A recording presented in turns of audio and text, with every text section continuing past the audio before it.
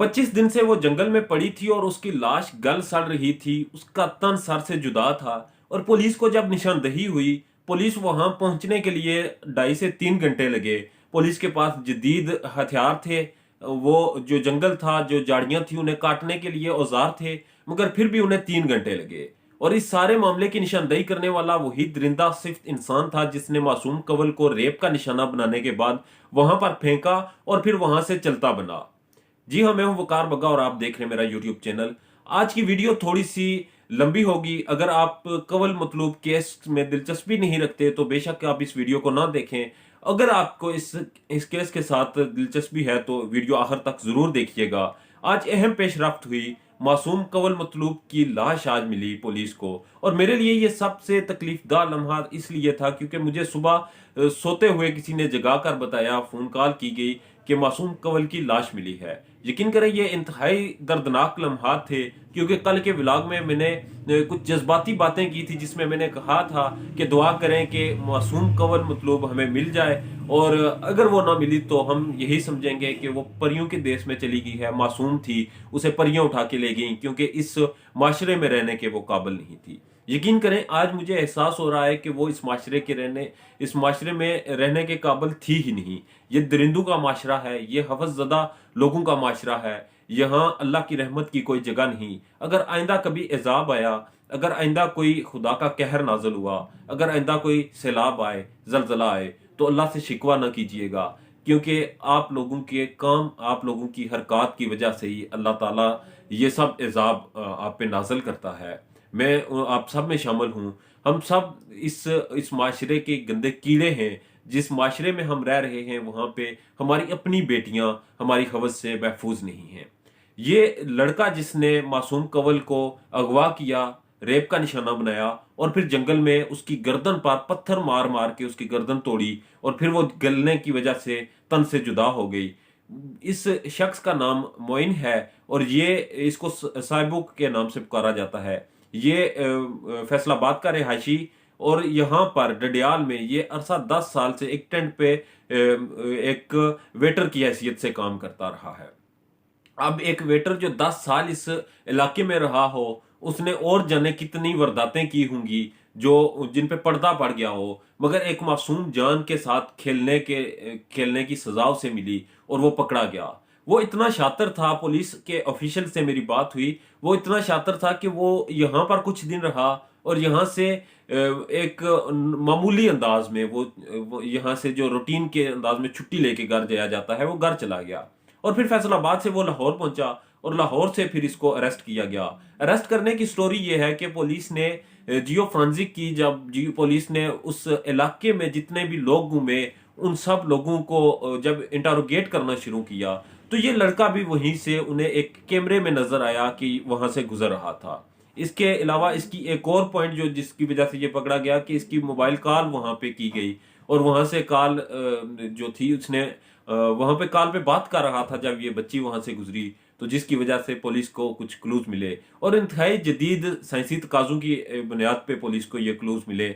और इस को अरेस्ट इसलिए किया गया था कि मुमकिना तौर पे जिस तरह से बाकी इलाके के लोग हैं जो जिनमें बेशुमार लोगों को इन्वेस्टिगेट किया गया और वो बेगुनाह थे और शायद ये भी बेगुनाह हो, इसको इसलिए गिरफ्तार किया गया। और इसके पीछे वजह यह थी कि हो सकता है कि इसने वहां से किसी को गुजरते देखा हो, कोई इसने ऐसी एक्टिविटी देखी हो जो पुलिस की तफ्तीश में उनके काम आ सके।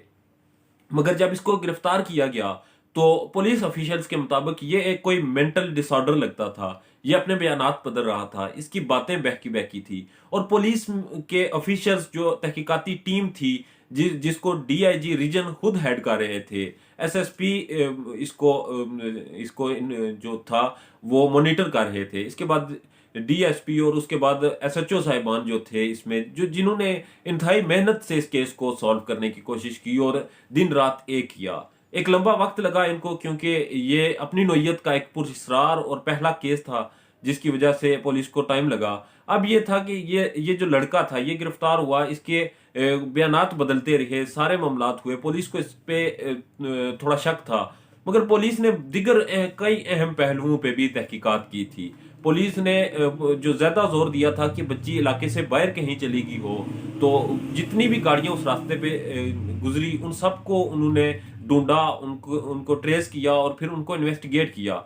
मगर उसके बाद भी जो इस सारे मामले के बाद ये गिरफ्तार हुआ, और इस गिरफ्तारी के बाद जब इसने खुद एतराफ जुर्म किया, और एतराफ जुर्म इसने डीआईजी रीजन के सामने किया और एसएसपी रीजन के सामने किया, और एतराफ के बाद वो उस जगह पे इनको लेके गया जहां पे मासूम जान पड़ी हुई थी, और उस मासूम जान की इसने निशानदेही खुद की, और उसके बाद फिर पुलिस को ये मासूम बच्ची मिली, और इसने रेप का भी खुद एतराफ किया कि इसने खुद रेप किया।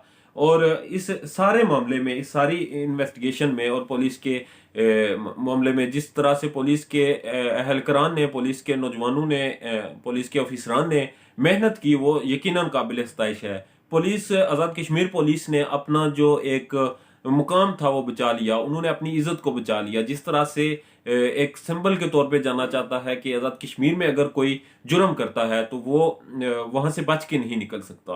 पुलिस को बिलाशुबा इस केस में टाइम लगा, जरूरत से ज्यादा टाइम लगा, एक बड़ी तफ्तीश हो गई और इस सारे मामले में, मगर एंड ये निकलता है कि पुलिस ने इसको ढूंढ लिया और ट्रेस कर लिया। जहां तक पुलिस की बात है, पुलिस का महकमा इस केस की वजह से सरखरू हुआ। उन्होंने इस शख्स को गिरफ्तार किया, इसको इंटरोगेट किया और जदीद तकाजों पे इंटरोगेट किया। मगर अब जो रियासत है, जिसने हिफाजत की जिम्मेदारी उठाई हुई है, रियासत के दिगर अदारे भी हैं, रियासत का सिस्टम है, निज़ाम है, वो सारा तो फेल हो चुका है। क्योंकि इस सारे की जिम्मेदार वो रियासत है जिसके अंदर ये बच्ची मौजूद थी और जिस पर ये जुल्म ढहाया गया, जिस पे ये दरिंदगी की गई। उस बच्ची की जो रूह है वो इस रियासत से जवाब मांगती है कि अगर वो इस रियासत में रहती थी तो ये रियासत उसे तहफ़्फ़ुज़ नहीं दे सकी। खैर, ये केस यहाँ पे ख़त्म नहीं हुआ। आज की वीडियो मैंने सिर्फ इस मौजू पे बनाई कि ये मासूम बच्ची जो थी, इसकी लाश मिली है, जो कहीं ना कहीं दिमाग के किसी हिस्से में, मेरा भी दिमाग ये कह रहा था शायद उसे कत्ल कर दिया हो, शायद उसे, कल भी मैंने कहा कि वो जैनब केस की तरह का केस ना हो, दुआ करें, मगर ये फिर वैसे ही हुआ।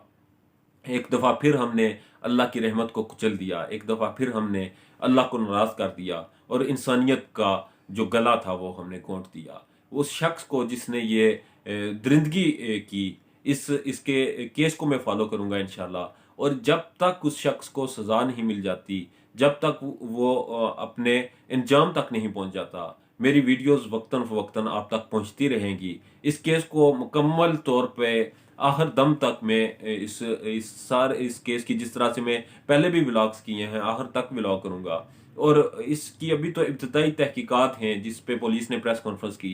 अब आगे कुछ और तहकीकात होंगी, कुछ और इंकशाफात होंगे, उस पे भी वीडियोस बनाऊंगा। अपना ढेर ज़्यादा ख्याल रखिएगा। मेरे चैनल को सब्सक्राइब कर दें, बेल आइकन को क्लिक कर दें ताकि मेरा और आपका साथ जुड़ा रहे। अल्लाह ने के पान।